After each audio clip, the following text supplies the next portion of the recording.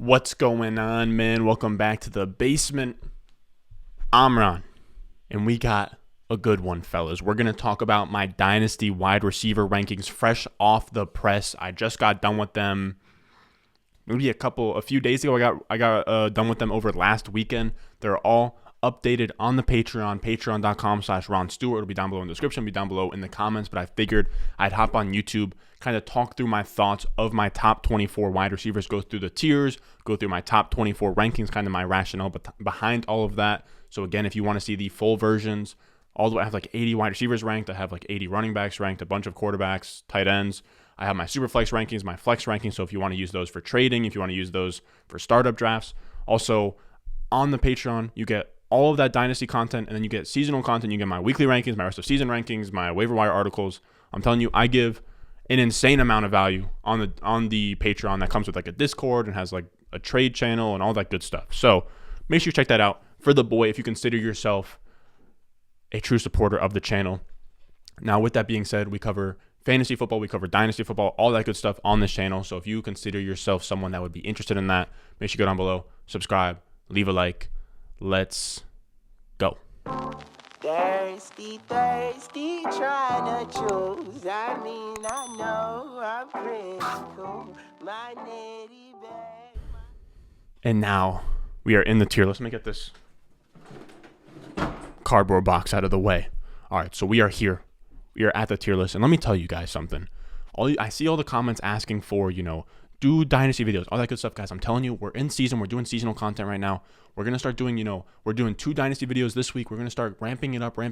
For those of you guys that haven't been here because maybe 80% of the audience came through this summer. But before the summer, we were doing dynasty content from pretty much the combine through the NFL drafts. That's March, April, May, June, even maybe in February, January, literally 5 months of dynasty content. There's going to be plenty of dynasty content to come in the offseason. Again, we're going to start implementing it as we climb up here. But let's talk about these wide receivers. And in the S tier, again, we're going to be doing this, S tier, A tier, B tier. Just kind of, you can, between the tiers, if you want to interchange, if you're like, oh, no, I like that guy in front of that guy, I won't, I won't budge. If you prefer somebody else over somebody else in that tier, more power to you. It's not something that I feel super strongly about, but the tiered breaks are kind of where I feel more strongly. But then in the S tier, this happened just recently. When I just did these rankings, he just moved up to wide receiver 1. But we have Ja'Marr Chase, wide receiver 1. It's happened. He is there. If you don't have him there, what are you smoking? Because this guy, Justin Jefferson goes out there last year, puts up one of the craziest rookie seasons we've ever seen. OBJ, Randy Moss type rookie season. And then Ja'Marr Chase, a guy who outproduced him a year younger in college, comes into the NFL and is smoking his pace. Through 8 games, he has 38 catches, 768 yards, and 7 touchdowns.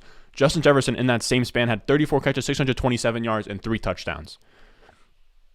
The efficiency this guy is playing with is insane, and he's only 21 years old. He's the best prospect I've ever charted or, scouted, but I just stick my nose into spreadsheets like a nerd. But he's insane. Then the other guy in S tier is Justin Jefferson. If you want to interchange these guys, I don't really care because Justin Jefferson, we've seen a full season of it, whatever. But same thing as Chase. He is a perennial wide receiver 1 right now at 22 years old. He's in a tier of his own because, he has the historic rookie season. He's a great prospect. He's really young. That's what him and Chase have going for them. And then we have a step down. And I think that these guys are also really, really strong dynasty wide receivers. We have A.J. Brown first. A.J. Brown, has a similar, not similar deal to Justin Jefferson, but he's now 24, so he's a young wide receiver. He's been, great this season. He's a top 5 wide receiver for me rest of season. From a talent perspective, he's also a top 5 wide receiver for me. I think he's very good. He wins before the catch. He's very good at route running. He's very good at being efficient, getting open down the field.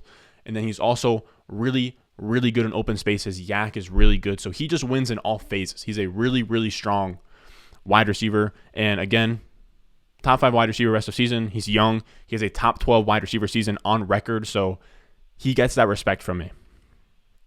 Then his teammate. We have the LSU teammates up top. We have the Ole Miss teammates in A tier. And here we have DK Metcalf. Now, I know a lot of people like to have AJ Brown or like to have DK Metcalf over AJ Brown. I won't argue you too hard whichever way you go. Whichever way you swing, man. Whatever is your flavor. If you prefer, AJ, if you prefer DK Metcalf to AJ Brown, I won't fight you on it. He is a similar deal to AJ Brown. Instead, he's 23 years old. I want to say it's by months though that he's younger. He also has a wide receiver 1 on record. We're essentially splitting hairs. I just prefer AJ Brown because I think he's the more complete wide receiver. But again, if you prefer DK Metcalf because the size, the speed, all that good stuff, I won't fault you for it at all. Then we have B tier, and this is where I think it becomes a little bit less clear. Now, if you want to have all 4 of those wide receivers in the same tier, fine, but I do genuinely think that Chase and Jefferson are untouchable. Through 2 seasons, I love AJ Brown and DK Metcalf, but they aren't doing the same stuff as those two because of the historic rookie season. What AJ Brown and DK Metcalf popped off in year 2, and now they're great, but Justin Jefferson, Jamar Chase popped off in year 1. They're going to be great. They're both really young. The insulation is there. Their value is going. They are going to be the creme de la creme of the wide receivers for years to come. Then we have B tier, and this is where it gets a little bit tricky because those 4 I feel really strongly about as top 4 wide receivers. But at 5 is where you need to do you shift towards near-term production like the Devontae Adams and Tyreek Hills of the world, or do you shift towards young ascending wide receivers like DJ Moore, CeeDee Lamb, guys in that range? And for me, I shift for near-term production. I think that this is the point at which you have to value just near-term production for wide receivers. And first up, we're going to have Tyreek Hill because I think it's going under the radar this year, but he's not known as a target hog, right? 28% plus, 30% plus target share is like a target hog, someone that can really command targets. And I'm going to be talking about that a lot in this video, but I really want wide receivers that command a lot of targets because if you command targets, you're going to withstand the long run. If you can command so much volume that efficiency no longer matters, then at that point you are, insulated from any kind of rockiness and efficiency. And with Tyreek Hill, his career target share has hovered around 23% target share. People don't even realize it right now because the efficiency hasn't been there. The offense hasn't clicked. But the minute that offense clicks, man, Tyreek Hill is going to go to the moon. He is setting a career high again last year, 23% target share, 23. That's not that good. Guys like the elite wide receivers, like a Devontae Adams has a 30% target share. This year, Tyreek Hill, someone that wins on the field because of efficiency, because of long touchdowns, all that good stuff. He doesn't need the big target shares, right? 23% target share can get him a wide receiver 1 overall season because of how explosive he is, the touchdowns, the long yards. He has a 28% target share this year, career high. That's, dude, a 28% target share for Tyreek Hill. I can't explain how huge that is, and it's going under the radar because that Chiefs offense is struggling a little bit. But again, he's the wide receiver 3 currently, and if any kind of efficiency starts to click, he's gone. And I still think Mahomes, I'm still extremely bullish on Mahomes long term. I think that he is that next, Peyton Manning, Brett Favre, whatever you want to call it. I know he's been kind of struggling here, but I literally don't care in terms of long term. Next 5 years, Mahomes is that guy. Still my QB1. And when you have that tethered to Tyreek Hill, that is valuable. Then we have Devontae Adams at wide receiver 6.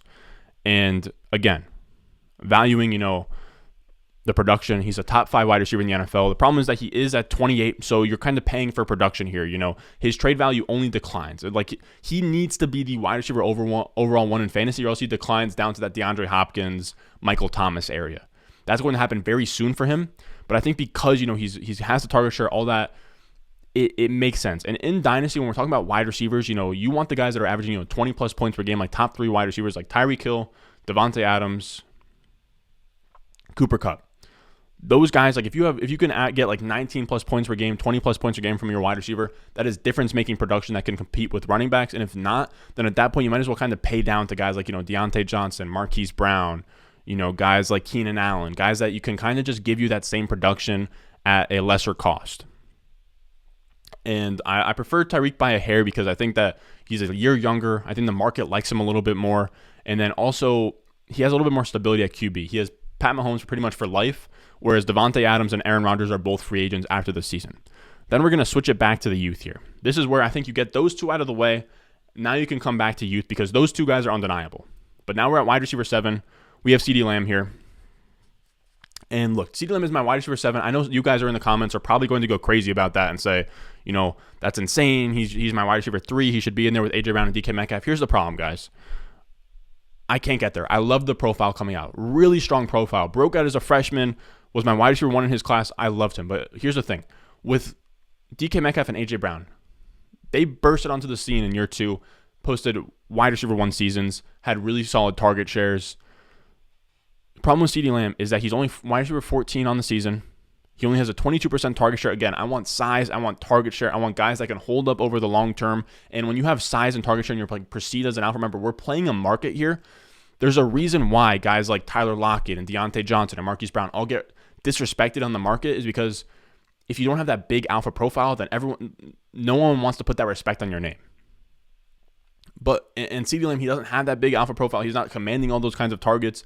I need to see a higher target share. I need to see more production for me to put him in that, top 4. But again, he's my wide receiver 7. I'm high on him. I like him. But I think that he's a great talent. His yak is insane. I loved him coming out of school. I love watching him. I think he's very good. But I can't get there yet. I need more to put him above Devontae Adams and Tyreek Hill. Which then brings me to DJ Moore. And you guys know how much I love DJ Moore. And again, I'm putting CeeDee Lamb ahead of him. Again, please. I know a lot of people are like, CeeDee Lamb needs to be a wide receiver 3. Like, he needs to be like a top 5 wide receiver. Again, I can't get there. I can't.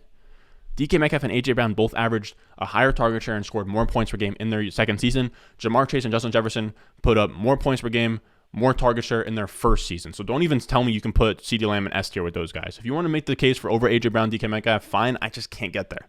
But if you want to make the case for, again, these are tiers. So if you want to make the case over Tyreek Hill and Devontae Adams, fine. I just personally can't get there yet. But again, we're splitting hairs. Now, DJ Moore is a top flight wide receiver. He's really good. He was commanding like a 28% plus target share this season. He commands targets, stud prospect profile, broke out in year 1. He has everything we ever want. The problem is that he can't find a quarterback. He's wide receiver 5 in expected points this year, which expected points is just how, given your volume, how many points should you be out per game? He should be the wide receiver 5 in points per game. Given the inefficiency of his offense, he is the wide receiver 18 in PPR. It's insane. Darnold is literally killing him. I still think he's going to be a strong wide receiver 2 rest of season. With DJ Moore, he's pretty much Terry McLaurin, but he's 2 years younger. He's really solid. He's really good. But he can't find a good quarterback. I think it will come eventually. I wish that they took Fields. Then we switch back to near-term production. It's really hard in these tiers to value near-term production and youth with these wide receivers. But we have Stephon Diggs here, and Stephon Diggs, you could make the case for having Stephon Diggs all the way ahead of CeeDee Lamb if he was producing the way we thought he would. He's been kind of a pretty big letdown this year. As a guy that is 27.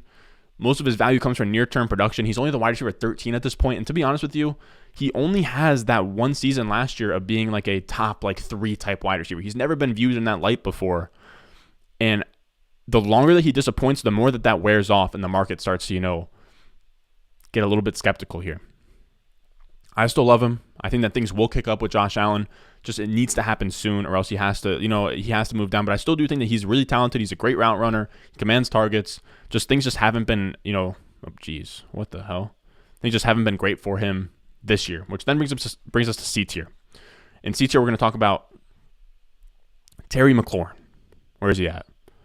Again, pretty much like DJ Moore. He is, really strong, and he's like DJ Moore in terms of, he's wide receiver 10 in expected points per game, wide receiver 10, and he's only wide receiver 19 in points per game. So there's a big discrepancy there where he's underperforming that because the inefficiency of his offense. And the problem is that he's 26. He's running out of time to find an elite quarterback. So he's also in that spot where he's too old to, accrue value late in his, not late, but 26 years old is kind of late in the dynasty cycle. That's only 1 year younger than Tyreek Hill and Devontae Adams.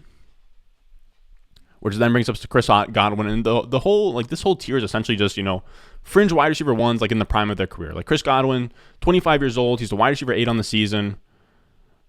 He has a top 3 wide receiver season under his belt. He had that in year 2. Just a strong wide receiver. You can never really go wrong with Chris Godwin. The problem is that I'm not sure he has upside to be ever in this. I don't think that he has this in his range of outcomes. Maybe here. At 25, it's just hard to see. Then we have Cooper Kupp, and Cooper Kupp is the hardest rank of all time, man. The hardest rank of all time. He's the wide receiver 1 rest of season. He has the most points per game in PPR. He is a cheat code right now. But he came out of nowhere. He was somebody that was just a nice wide receiver 2. Problem is that he's 28 years old, and he's never done this before.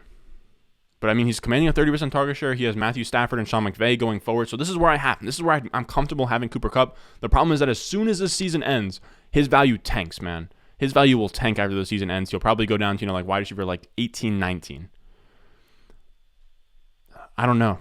I don't know. I mean, it's tough. I mean, maybe he gets that Stephon Diggs, kind of treatment where, Stephon Diggs, when he first came to the Bills, wasn't like a huge deal or anything like that. Then he comes out, balls, and then he's seen as like a top 3 option in redraft. Maybe that happens for Cooper Kupp next year. Maybe we go into the draft next year and we draft him as like a top 3 wide receiver and he ascends, B tier in this range. Maybe. Then we have Deebo Samuel, and this one's also another weird rank. He is one of these guys, again, that is just having a really strong 2020. The thing with Deebo Samuel is that I liked him as a prospect. He had a great rookie season. Then he has a down sophomore season. Ayuk comes in, looks great. Kittle comes in, looks great. And now he's having this huge year 3 breakout, and he's currently the wide receiver 2 in points per game. It reminds me a lot of Chris Godwin in his 3rd season. Chris Godwin had a year 3 breakout just like Deebo's having. He was the wide receiver 2 that season. Deebo Samuel's now 25. The problem is that Godwin, I want to say, was 23 that season. So that is a little bit of an issue. But I do believe that Deebo is really talented. He has this profile where he doesn't need a really prolific passer because he gets a lot of his yards on yak and crazy efficiency. He has like a 30% target share this year, so he can command targets. So I do believe that he is a really, talented running back, will be a quarter wide receiver, and will be a really strong wide receiver moving forward. I think he'll probably just be like a fringe, wide receiver 1 for the next few years, just like the rest of these guys. And as much as I do think that he will slow down a little bit with Ayuk and Kittle coming in here, again, I just kind of prefer to chase talent a lot of the times in Dynasty. Then, wide receiver 14, we have DeAndre Hopkins in here. And I have a hard time with D-Hop because I'm starting to think, I've been reading into it, he's been disappointing this year. The targets haven't been there, but I do also think that maybe, he's had a lot of injuries this year. Maybe he's just kind of hobbled.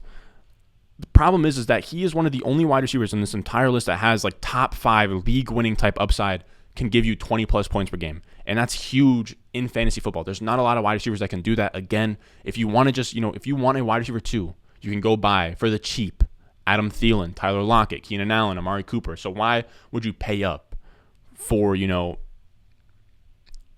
something else? And that only makes, top 5 type wide receiver production that much more valuable. And that's what I'm getting at with D-Hop, and that's what I'm getting with Michael Thomas as well, who's going to be my wide receiver 16. They're both like the similar arguments, because I think that they are some of the only wide receivers that can give you that top 5 type season. They can command 30% of the target share. You just have to ride them until that prime, falls off. I think a lot of the times the market adjusts to the drop off too quickly. I think a lot of these wide receivers will actually perform into, their 30s. A lot of the times the age apex, I think it's not as steep as we think. I know Adam Harstead does a lot of he's one of the smartest dudes on Twitter in the space. He's done a lot of research on that. It's not as steep as we think, but the market overreacts to it. So I think Michael Thomas and D-Hop are probably way lower on like keep, trade, cut, and like all that kind of stuff. They are screaming buys for me. DeAndre Hopkins for contenders this year, Michael Thomas for contenders next year. Which brings us from, those are, wide receiver 1 type guys. Now we go to, guys that are kind of in the younger range that I think can be, fringe wide receiver 1s, can be wide receiver 1s eventually. And you're kind of looking a little bit more long-term with these guys.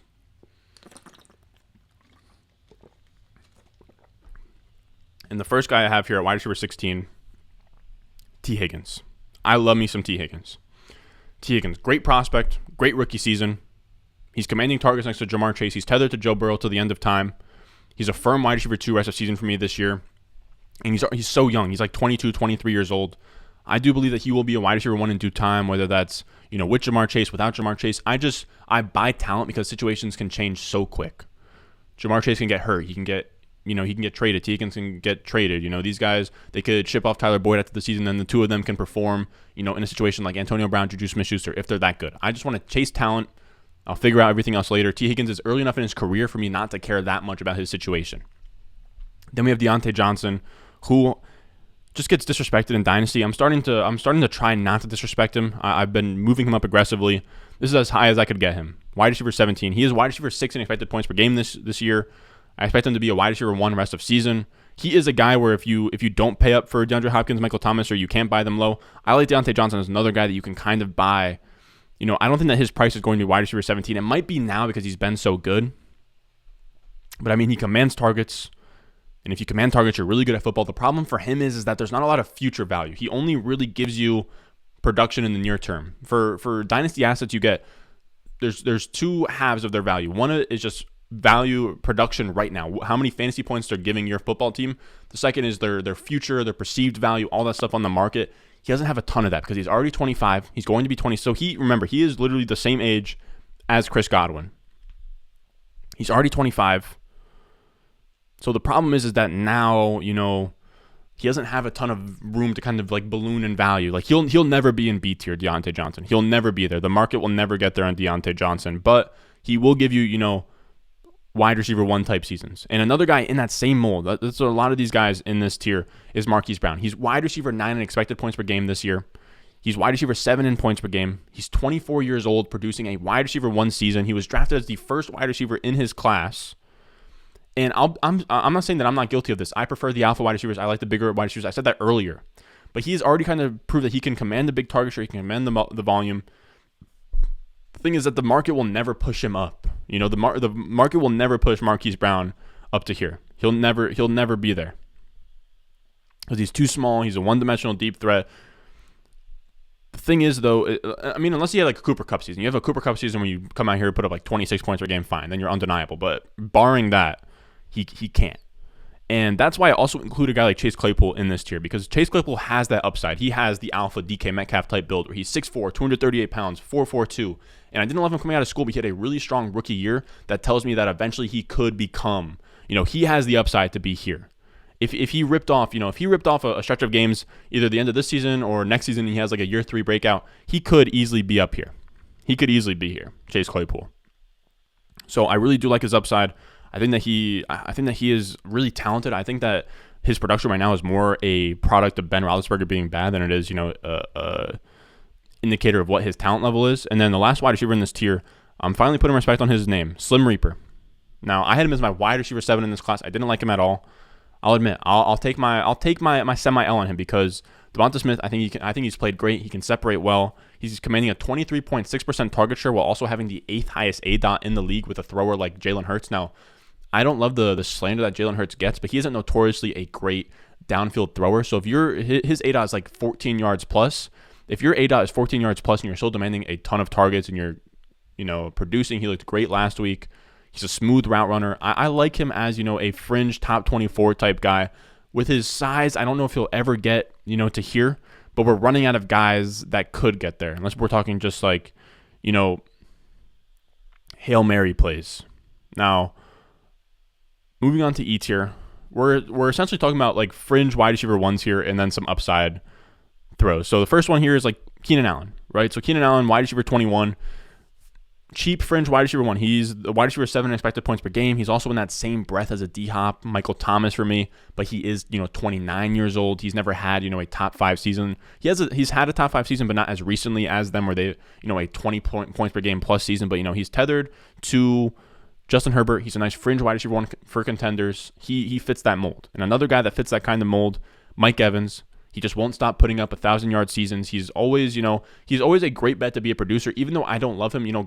I love target shares. He's a guy that has he struggles to get I'm looking for 25% plus target share. He gets, with this team with Antonio Brown, Chris Godwin, he gets in the 19% target share range, under 20%, at best hovering around 22%. But he does make up for it just by, he is just a good bet to always produce. Then we have Amari Cooper, wide receiver 23. Also a bad target share guy, but he produces. He usually hovers around a 22% target share, but he produces. He's just a safe bet to be a firm wide receiver 2 until his prime runs out. He's 27 years old. He's a talented route runner. That's where I have him. And then our moonshot in this tier is Rashad Bateman. At wide receiver 24, stud prospect. Feels like CeeDee Lamb in terms of his prospect profile. Broke out as a freshman, dominated the rest of time, first round draft pick. I love his outlook with Lamar. Lamar is a great thrower. He's shown that so far. And now with Mark Andrews, Hollywood Brown, Bateman, I think they're going to start to throw more on this team. I think they realize, okay, they can run a ton with Lamar Jackson. But once you get to the Super Bowl and you get into the playoffs, that kind of stuff doesn't work, right? You can't just rely on your run game because then you get down. You can't come back. We saw that with the 49ers in the Super Bowl. We saw that with we've seen that with, I'm trying to think. We saw that with the Titans in the playoffs. It's not something that wins championships. You need to have a quarterback that can throw, come from behind. Obviously, Lamar is that guy, but now they're going to start, leaning on the pass a little bit more with all these weapons that they put around Lamar Jackson. Now, that is it for today. Other guys in this E tier like Cortland Sutton, Brandon Ayuk, I just couldn't fit him in there. Calvin Ridley, all those guys. And if you want access to the full slate of rankings, again, it'll be down below on the Patreon, patreon.com/Ron Stewart. It'll be in the description. Be down below in the comments. It is 8:30, so the Thursday night game has already kicked off. I'm missing the Thursday night game for you guys. I'll see you guys in the next one. As always, peace. I got the juice, I got the juice. Channel, Chatham's on. Foolies glad I'm home. Even my haters kinda glad I'm on. Rest in peace to my vagabond. Rapper song, singer, suspended, subpoena from misdemeanors.